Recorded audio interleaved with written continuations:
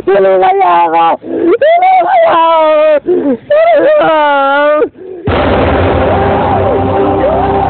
Ayoko na! Ayoko na!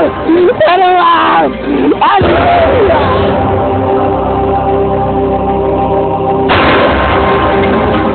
Isang panunotera, sunod-sunod natin sa babayan!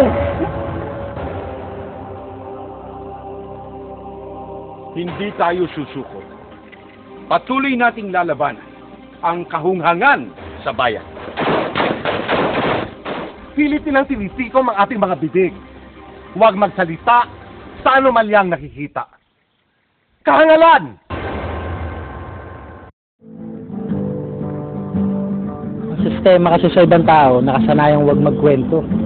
Huwag maglabas ng nararamdaman nila kahit nahihirapan na. Katotohanan ay hindi napatatahimik kailanman. Walang kinalaman ang pagiging bakla ko sa aking pagkapinuno. Hihira lang ang rumirespeto sa aming mga bakla. Gusto na nga rin po sumabog nito eh. Oh, bakla ako. Tama na. Bakla ako.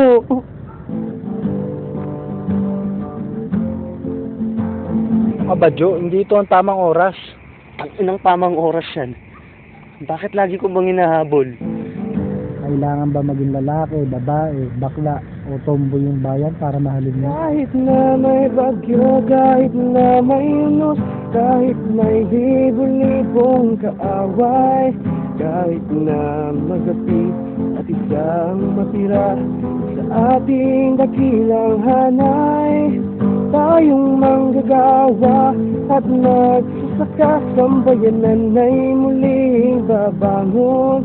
Ipagtatagumpay ang bawat labanan sa buong daigdig.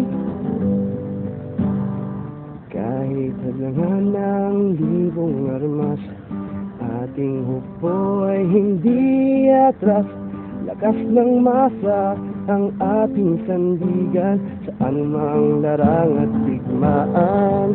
Kahit na may bagyo, kahit na may unos, kahit may libo-libong kaaway, kahit na magapi at isang matira sa ating dakilang hanay, tayong manggagawa at magsasaka, sambayanan ay muling babalik. Paano pag mas lalo silang masasaktan kapag nagsabi sila ng kanilang nararamdaman? Sa buong daigdig.